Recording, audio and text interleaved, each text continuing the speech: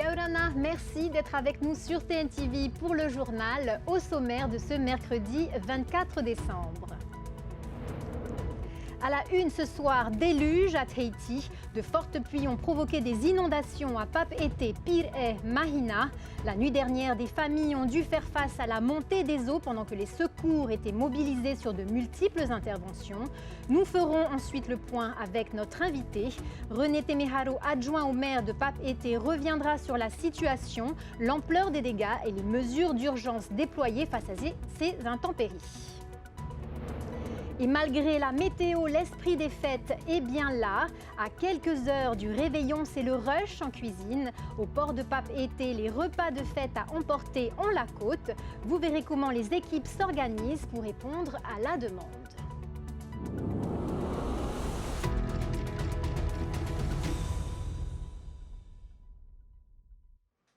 Elle n'a pas dû vous échapper à la veille du réveillon. La pluie est tombée sans relâche toute la nuit sur Tahiti avec de véritables trombes d'eau.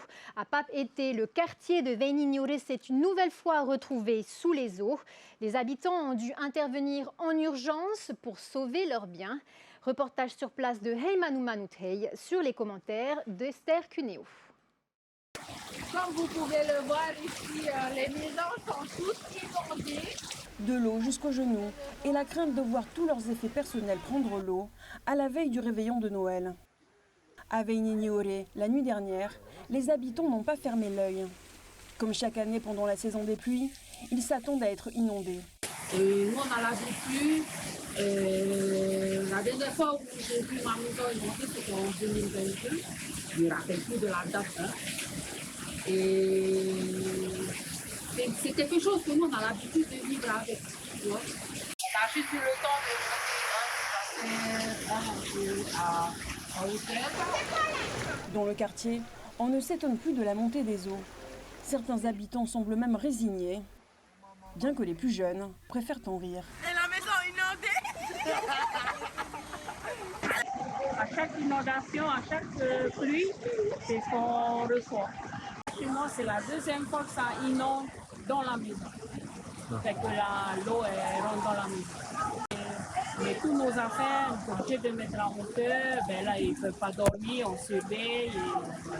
Même s'ils ont apporté déjà des solutions, là, dernièrement, ils ont fait des travaux, mais peut-être pas assez larges, les évacuations d'eau. Il y a tout un truc, tout ça à revoir. Mais à la veille du réveillon de Noël, le déluge reste difficile à encaisser.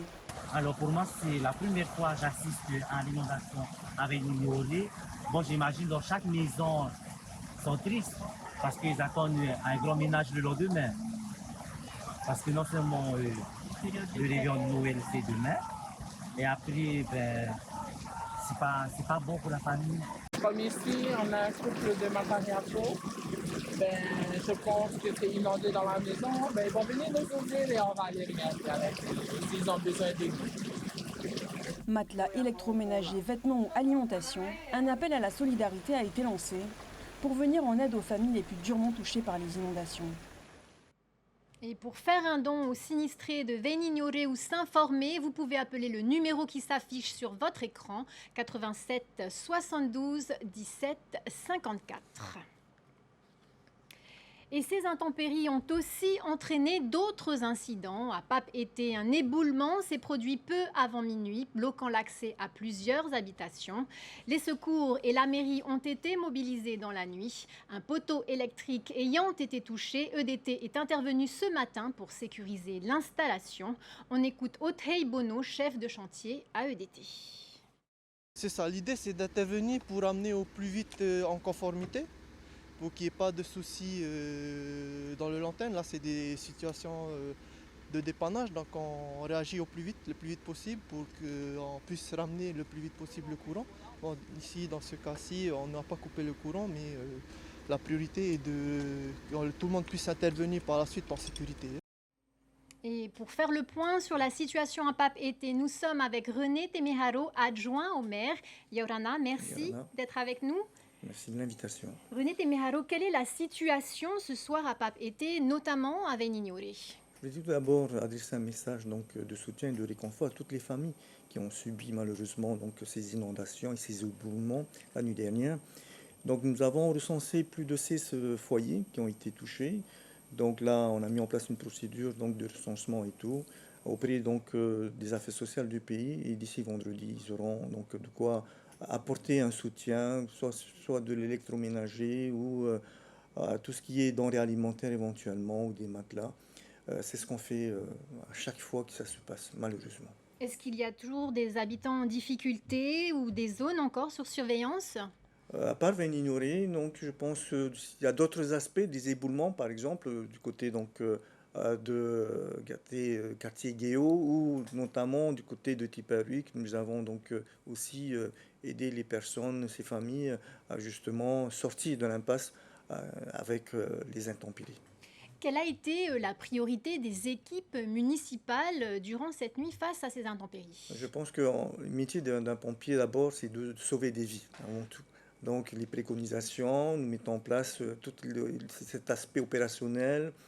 Donc je gère donc l'opérationnel, mettant donc les moyens humains et aussi les moyens donc structurants, donc tels que les véhicules adaptés, et aussi le suivi des opérations dans différents quartiers, secteurs de propriété. Et donc je profite de l'occasion pour interpeller les familles, de faire attention à nos enfants, près des cours d'eau, près donc des rivières.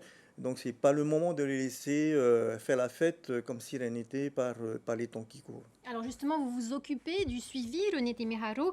Quels ont été les points les plus sensibles que vous avez identifiés? Comme à chaque fois qu'il pleut, donc c'est le secteur de Vénignoré, la montée des eaux, une partie de Patoutois et une partie donc sur le tronçon donc de Princineuil, comme vous savez. Donc c'est là il faut rouler avec modération dans ce secteur. Et sinon, c'est côté montagne pour ce qui concerne donc les éboulements, les arbres. Donc nous avons dû intervenir aussi pour élaguer quelques arbres aussi la nuit dernière. Est-ce que ces inondations étaient-elles prévisibles avec la saison des pluies annoncée? Prévisible, j'ai envie de dire oui, c'est prévisible dans ce secteur. Ça a toujours été le cas depuis des années. La volonté qui nous anime, c'est de trouver d'autres solutions. On a imaginé de canaliser les eaux pluviales. Ça n'a pas fonctionné. Vous avez vu la preuve, donc c'est passé la nuit dernière. Donc il faudra imaginer d'autres choses plus importantes, plus élaborées pour tout le secteur de Vénignoré et aussi de Patoutois. Alors, justement, quelles sont les mesures qui sont prises dès maintenant pour sécuriser les quartiers touchés? Alors pour ce qui me concerne, je suis l'adjoint chargé donc, de la protection civile, donc je m'occupe de la population, donc de les sécuriser. Pour tout autre aspect, donc ça c'est le maire directement, mais des préconisations, c'est de travailler avec la population. Il y a une vraie motivation de ces habitants et d'ailleurs je leur tire un coup de chapeau parce qu'à chaque fois ils sont là à aider donc les uns et les autres. C'est vraiment un esprit de communautaire qui s'applique tout naturellement et puis la résilience bien évidemment de cette population qui subit à chaque fois. Et donc nous sommes là chaque fois qu'ils auront besoin de nous, nous serons toujours à leur côté pour pouvoir donc les sécuriser et éventuellement les retirer de là s'il faudrait, donc en cas de force majeure, bien évidemment. Mais pour pouvoir vraiment régler ce problème, il faut résorber l'ensemble de ce secteur. Donc c'est des gros travaux qu'il faudra imaginer d'entreprendre assez rapidement pour les sortir de ce problème pour que les enfants puissent être en sécurité. Et des travaux à quel niveau? Je pense que les travaux sont considérables. Il faut une mesure donc d'opération à tiroir. Il faudra déloger une partie, entamer l'assainissement, refaire leur maison, reconstruire et reconstituer donc une place d'aménagement pour l'ensemble des habitants de Vénignoré. Je pense que c'est la solution qui doit être prise dès 2026. Merci René Temiharo d'avoir été avec nous. Reste mes meilleurs vœux pour ce Noël et cette nouvelle année 2026. Merci. À Pirée aussi, les fortes pluies ont causé des inondations. Hier soir, peu avant 22h, la cellule de crise a été activée. Les vallées de la Fataoua, de la Nahuata et surtout de la Hamouta ont été touchées. Une situation récurrente liée à l'accumulation de troncs sous les ponts qui fait déborder les rivières. Plusieurs habitations ont été inondées. Hoanui Atuahiva et Yanroy. Dès hier soir, des pluies torrentielles s'abattent sur Pire. Rapidement, le niveau de la rivière de Hamouta monte jusqu'à sortir de son lit, provoquant des inondations dans plusieurs zones d'habitation. Une dizaine de maisons sont inondées. En cause, comme d'habitude, des branches et des troncs qui empêchent l'eau de s'écouler sous les ponts. Les débordements de rivière sont dus essentiellement à des barrages qui sont créés par tout ce que l'on jette à la rivière. Et donc, pour nous, au niveau des interventions, la première intervention, c'est d'essayer de dégager ces rivières de façon à ce que le flot retrouve son lit, que la rivière retrouve son lit normal. Ici, c'est un point sensible. C'est pas la première fois qu'on vient intervenir ici. Gros. À chaque crue, t'es sûr, on arrive là. Tout est bouché en haut, hein, en bas, en contrebas. Ici, en amont aussi. Il n'y a pas d'intervention, c'est pas dangereux.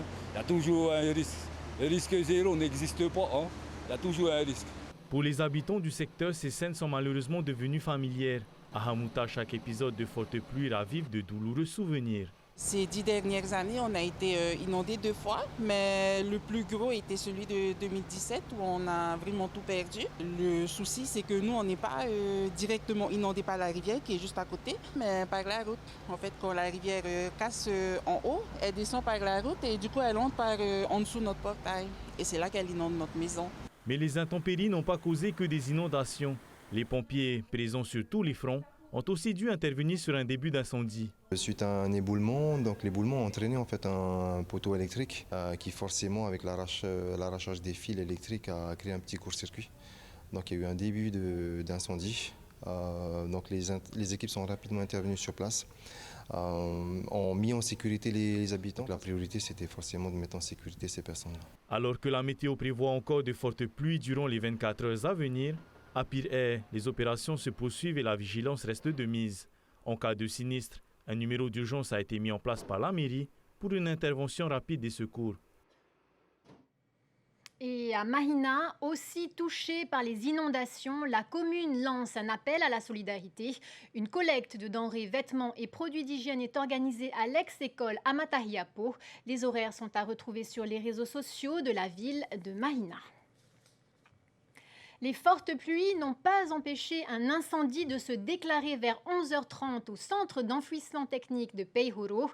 L'intervention rapide des pompiers a permis de circonscrire le sinistre. Le site a donc pu rouvrir, mais sous surveillance renforcée. On écoute les explications de Benoît Lerle, directeur général de FENUAMA. Vers 11h30, il y a eu un départ de feu au niveau du CET de Peihoro dans un casier de déchets de type bac gris, ordures ménagères. Le feu a démarré dans un endroit que les équipes n'avaient pas touché depuis plusieurs mois. Et en fait, cette combustion a communiqué avec une géomembrane qui permet d'étanchéifier la surface d'un casier lorsqu'on est en phase de fermeture ou de fin. Et donc cette partie a pris feu. Les équipes d'Enviropol sont tout de suite intervenues pour sacrifier et condamner la partie qui était en train de brûler pour la séparer de la partie saine, pour que le feu ne se consume pas et ne se propage pas. Les pompiers de Taravao sont également intervenus avec 2 véhicules et l'incendie, au bout d'une heure, une petite heure, l'incendie a été totalement maîtrisé. À 13h, on a réouvert le site aux camions pour venir déposer leurs déchets et les équipes de surveillance ont été doublées. Malgré les jours fériés, les équipes sont sur le qui-vive et vont surveiller bien sûr la sécurité pour que tout le monde passe aussi de bonnes fêtes. Une météo capricieuse qui n'a pas non plus perturbé le travail des traiteurs. À quelques heures du réveillon, l'effervescence était à son comble au port de pêche de Papeete. Depuis hier soir, les équipes d'une enseigne bien connue du Fénois sont à pied d'œuvre. Plus de 2000 commandes à préparer pour garnir les tables de Noël. Plongée au cœur du rush en cuisine avec Sophie Guébel. Dans cette cuisine, l'organisation est millimétrée. Il faut préparer plus de 2000 plateaux de fruits de mer. Les employés sont sur le pont, dans le rush, après une nuit blanche. Alors là, je suis en train de placer le tartare et après je vais passer devant, faire passer devant. Depuis hier soir, on est là. Depuis hier soir. Ça va la fatigue? Ça va, on gère. Il faut bien. On est en train de mettre des garnis pour les mises en place pour la Noël. Il y a à peu près 2000 et quelques, à peu près. Il y a plein quand même. D'un côté, tu as tous les rouleurs, on dit ça, les rouleurs, ceux qui placent le poisson à l'intérieur des maquis californiens, des nigiri. Et ensuite, ils passent sur les plateaux et les dresseurs sont tous de l'autre côté. Au menu pour ce réveillon, plateau de sushi, de sashimi ou encore de tartare de thon fraîchement découpé. Pour honorer les commandes, 40 employés ont été réquisitionnés. C'est chaud, mais ça va, on est assez bien préparé. Ça fait maintenant des années qu'on a l'habitude de ce rush-là, de ce rush du Noël. On a eu du renfort des équipes de notre mariage, qui sont venus nous prêter main forte pour cette journée-là. Mais sinon, en termes de production même, non, on s'est préparé en amont. On a dû former des gens durant l'année, justement pour ces deux grosses journées qui sont le 24 et le 31. À l'extérieur, les clients se pressent pour venir chercher leurs commandes. Là aussi, c'est toute une organisation. Sécurité, agents de circulation, tout est pensé pour fluidifier le trafic et permettre une récupération des plateaux sans encombre. Chaque année, c'est poisson à Noël? Ah oui, de toute manière, je ne mange pas de viande, donc ce sera que du poisson. Du bon sushi pour la Noël. Ça va, c'est bien organisé, il n'y a pas de circulation. Les autres années, c'était un peu plus, comment dire, il y avait du monde, quoi, et là, ça va. Je pense qu'avec la pluie, il y a moins de gens.